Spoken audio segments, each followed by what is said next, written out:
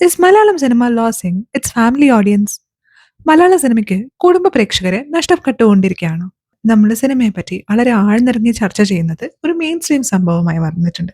ഇപ്പൊ ഞാൻ പോലും ഇവിടെ ഇരുന്ന് ഈ വീഡിയോ ചെയ്യുന്നതോ എന്റെ അഭിപ്രായങ്ങൾ സോഷ്യൽ മീഡിയയിൽ കുറിക്കുന്നതോ നമ്മുടെ ഈ ഒരു കൾച്ചറിന്റെ ഭാഗമായിട്ടാണ്. ഞാൻ കുഞ്ഞായിരിക്കുമ്പോൾ ഞങ്ങളുടെ വീടിന്റെ അടുത്ത് ഒരു കുഞ്ഞു തിയേറ്റർ ഉണ്ടായിരുന്നു. അപ്പോൾ മാസത്തിൽ ഒന്നോ രണ്ടോ തവണ അവിടെ പോയി ഒരു സിനിമ കാണുന്നത് ഞങ്ങൾക്ക് പതിവായിരുന്നു. ഞങ്ങൾക്ക് ചെറുതായിട്ടൊന്ന് വലുതായപ്പോൾ ആ തിയേറ്റർ പൊളിച്ചു കളഞ്ഞിട്ട് അവിടെ ഒരു ബിഗ് ബസാർ വന്നു.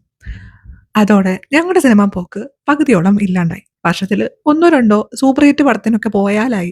പിന്നീട് ഞാൻ കോൺസിക്യൂട്ടീവായിട്ട് സിനിമകൾ കണ്ടു തുടങ്ങിയത്, അതിപ്പോ രണ്ടോ മൂന്നോ പടങ്ങൾ ഇറങ്ങുമ്പോൾ അതിൽ ഒന്ന് രണ്ടെണ്ണം പിന്നെയും പോയി കണ്ടു തുടങ്ങിയത് ജോലി കിട്ടിയപ്പോഴാണ്. ഇതിപ്പോ എൻ്റെ ഒരു പേഴ്സണൽ ആയിട്ടുള്ള ഒരു കാര്യം മാത്രമാണ്.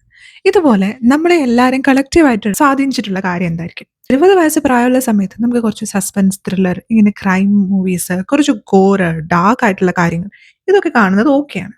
പക്ഷെ ഇപ്പോ 30യോട് അടുത്ത് നിൽക്കുമ്പോൾ വല്ലപ്പോഴുമെങ്കിലും ഈ ഫീൽ ഗുഡ് സിമ്പിൾ മൂവീസ് കാണാനായിട്ട് നമ്മുടെ ഉള്ളിൽ ഒരു ആഗ്രഹമുണ്ട്. അതുപോലെ കോമഡീസ് കാണാൻ. കോമഡി എന്ന് പറയുമ്പോൾ പഴയ കാലത്തെ പോലെ ബോഡി ഷേമിങ് ജോക്സ് പറഞ്ഞിട്ടോ അവരുടെ അപ്പിയറൻസിനെ കളിയാക്കിയിട്ടോ ഇങ്ങനെയൊന്നും നമുക്ക് കോമഡി ഉണ്ടാക്കാൻ പറ്റില്ല. അതൊരു വലിയ ചലഞ്ച് ആണെന്ന് തോന്നുന്നു ഫിലിം മേക്കേഴ്സിനെ സംബന്ധിച്ചിടത്തോളം. എഴുത്തിന്റെ സ്ട്രെങ്തിലൂടെയാണ് നിങ്ങൾ കോമഡി ക്രിയേറ്റ് ചെയ്യേണ്ടത്. നമ്മൾ ചെറുതായിരുന്നപ്പോൾ നമ്മൾ വീട്ടിലുള്ള എല്ലാവരും ഒരുമിച്ചിരുന്ന് ഒരു ടിവിയുടെ ഫ്രണ്ടിലിരുന്ന് എന്തെങ്കിലും പരിപാടി കാണുന്നത് പതിവായിരുന്നില്ലേ? എൻ്റെ ഓർമ്മയിലാണെങ്കിൽ ഐഡിയ സ്റ്റാർ സിംഗറിന്റെ ഫസ്റ്റ് സീസൺ, നിങ്ങൾക്കുമാകാം കോടീശ്വരൻ എന്ന പരിപാടി, ഇതൊക്കെയാണ് ഞങ്ങളുടെ വീട്ടിൽ എല്ലാവരും ഒരുമിച്ചിരുന്ന് കണ്ടുകൊണ്ടിരുന്നത്. ഇതല്ലാതെ തമിഴിലോ മലയാളത്തിലുള്ള സിനിമകളും അതിനകത്തുള്ള എല്ലാ അഡ്വർടൈസ്മെന്റ്സിനോടും കൂടി ഓണത്തിന്റെ ഒക്കെ സമയത്ത് എത്ര ലോങ് ആയിരിക്കും അഡ്വർടൈസ്മെന്റ്സ്, അത് മുഴുവൻ നമ്മളെല്ലാവരും നിരന്നിരുന്ന് കണ്ടിട്ടുണ്ട്. അതും എല്ലാ തലമുറകളും ഒരുമിച്ച് ഒരേ സാധനം. പിന്നെ റിമോട്ടിന് വേണ്ടിയുള്ള അടിപിടി, കരച്ചില്, ഗുസ്തി ഇതൊക്കെ സാധാരണമായ കാര്യങ്ങളാണ്. പക്ഷേ കാലം മാറി, ടെക്നോളജി ഇമ്പ്രൂവ് ആയതുകൊണ്ട് നമ്മുടെ ഈ ചെറിയ സ്ക്രീനിലേക്ക് എല്ലാവരും ചുരുങ്ങി. അപ്പോൾ റിമോട്ടിന് വേണ്ടി ഇനി അടി വേണ്ട.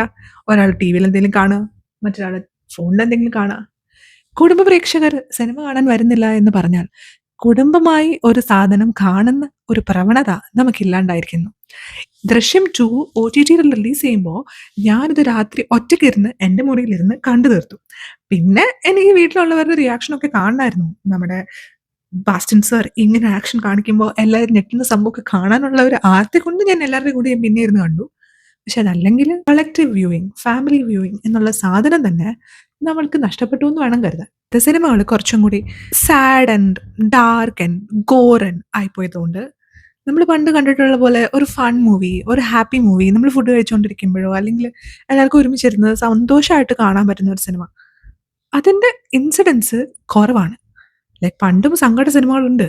ചില സിനിമകളൊന്നും നമുക്ക് പിന്നെ കാണാൻ തോന്നാറില്ല. അത് എത്ര നന്നായിരുന്നുവെങ്കിലും എനിക്ക് തന്മാത്രയും കാഴ്ചയും താളവട്ടവും ഈവൻ ചിത്രം പോലും എത്ര എന്റർടൈനിങ് ആയാലും അതിന്റെ എൻഡിങ് ആലോചിക്കുമ്പോൾ വന്ദനം ഇതൊക്കെ കാണുമ്പോൾ സങ്കടം തോന്നാറുണ്ട്. ഇപ്പോഴും കാണാറുണ്ട്, കാരണം മൊത്തത്തിൽ അതൊരു സാഡ് ഫിലിം അല്ല. ആകാശദൂതൊന്നും എനിക്ക് കാണാനേ പറ്റില്ല. ആൻഡ് തന്മാത്ര ആസ് വെൽ. നമ്മൾ ജനറലി എല്ലാ കാര്യങ്ങൾക്കും കുറച്ചും കൂടി ക്രിട്ടിക്കലായ ഓഡിയൻസ് ആയതുകൊണ്ട് തന്നെ വെറുതെ ഒരു സിനിമയ്ക്ക് പോകുന്ന ഒരു പരിപാടിക്കപ്പുറം അതിന്റെ കുറച്ച് റിവ്യൂസ് ഒക്കെ കേട്ട് വേർഡ് ഓഫ് മൗത്ത് ഉണ്ടോ, ഇതിന് കുറച്ച് ട്രാക്ഷൻ ഉണ്ടോ എന്നൊക്കെ ചിന്തിച്ച് ഒരു സിനിമാറ്റിക് സെൻസ് കുറച്ചും കൂടി ഹൈറ്റൻഡ് ആണെന്ന് എനിക്ക് തോന്നാറുണ്ട്. പലപ്പോഴും ഒരു സിനിമയുടെ ട്രെയിലറോ ടീസറോ കാണുമ്പോൾ തന്നെ ഒട്ടുമിക്ക ആളുകൾക്കും അറിയാം ഈ സിനിമ വർക്കാവോ ഇല്ലയോ. അത് എപ്പോഴും 100% കറക്റ്റ് ആവണം എന്നല്ല ഞാൻ പറയുന്നത്. നമ്മൾ കണ്ട് കണ്ട് നമ്മുടെ പെർസെപ്ഷൻ സ്ട്രോങ്ങർ ആവും. നാച്ചുറലായിട്ട് അങ്ങനെ ഒരു ഡിഡക്ഷൻ ഉണ്ടാവും. അതായത് ഈ സിനിമയുടെ ടീസർ ഇത്രയും ഷോർട്ടി ആണെങ്കിൽ 2.5 മിനിറ്റിൽ നീതി പുലർത്താൻ പറ്റാത്തവർക്ക് 2.25 മണിക്കൂറിൽ എങ്ങനെ നീതി പുലർത്താൻ പറ്റും എന്ന ചോദ്യം നമ്മുടെ ഉള്ളിൽ വരും. And that we would wait. എല്ലാവരുടെയും റിയാക്ഷൻസ്, ഒപ്പീനിയൻസ് ഒക്കെ കേട്ടിട്ട് ഇതെല്ലാം വെയിറ്റ് ചെയ്ത് നോക്കിയിട്ട് നമുക്ക് നമ്മുടെ ഹാർഡ് ഏൺഡ് മണി ഒരു സിനിമ എക്സ്പീരിയൻസിന് വേണ്ടിയിട്ട് കൊടുക്കണോ വേണ്ടയോ എന്നുള്ളത്. ഇതേ സംഭവം എനിക്ക് വളരെ സ്ട്രൈക്കിംഗ് ആൻഡ് കോൺഫ്ലിക്റ്റിംഗ് ആയി തോന്നിയത് ഞാൻ ചെന്നൈയിൽ ജോലി ചെയ്തിരുന്ന സമയത്ത് അവിടെ ആളുകൾ സിനിമ വ്യൂവിങ്ങിനെ ഒരു നോർമൽ ഔട്ടിംഗ് ആയിട്ടാണ് കാണുന്നത്. അതായത് ഏതെങ്കിലും ഒരു പാർക്കിലോ ബീച്ചിലോ പോയിരിക്കുന്ന പോലെ ഒരു വീക്കെൻഡ് ഉണ്ടെങ്കിൽ we will go for A movie. അത് പത്രം നോക്കുന്നു അല്ലെങ്കിൽ ഇന്റർനെറ്റിൽ നോക്കുന്നു, ഏത് സിനിമയാണ് അവൈലബിൾ അതിന് പോകുന്നു. ചെന്നൈയിലുള്ള എല്ലാവരും അങ്ങനെയാണ്, കേരളത്തിലുള്ള എല്ലാവരും ഇങ്ങനെയാണ് എന്നൊരു ജനറലൈസേഷൻ അല്ല. അത് ചിലപ്പോൾ എൻ്റെ ഒരു ബബിൾ ആയിരിക്കാം, എൻ്റെ ഒരു അനക്ഡോട്ടൽ എക്സ്പീരിയൻസ് ആയിരിക്കാം, ഞാൻ കണ്ട ഒരു കമ്മ്യൂണിറ്റി ആയിരിക്കും. പക്ഷെ എനിക്ക് തോന്നാറുണ്ട് ചെന്നൈയിൽ കുറച്ചും കൂടി ചീപ്പറാണ് ടിക്കറ്റ്സ്. സിനിമയ്ക്ക് പോകുക എന്ന് പറയുന്നത് അവിടെ കുറച്ചും കൂടി കാഷ്വൽ ആയിട്ടുള്ള നാച്ചുറൽ ആയിട്ടുള്ള ഒരു കാര്യമാണ്. നമ്മുടെ കാര്യത്തിൽ അത് കുറച്ചും കൂടി സീരിയസ് ആയിട്ട് ഒരു മെജോറിറ്റി ഓഫ് ആളുകൾ കാണുന്നുണ്ട് എന്ന് എനിക്ക് തോന്നി. ഞാൻ അവിടെ ഉണ്ടായിരുന്ന സമയത്ത് ഞാൻ എല്ലാ വീക്കെൻഡിലും ഏതെങ്കിലുമൊക്കെ പടത്തിന് പോയിട്ടുണ്ട്. അങ്ങനെ ഒരു 10-15 പടത്തിന് പോയിട്ടുണ്ടാകും. അങ്ങനെ പോയിട്ടുള്ളതിൽ എനിക്ക് ഏറ്റവും ഇഷ്ടപ്പെട്ട സിനിമയാണ് മഞ്ഞുമൽ ബോയ്സ്.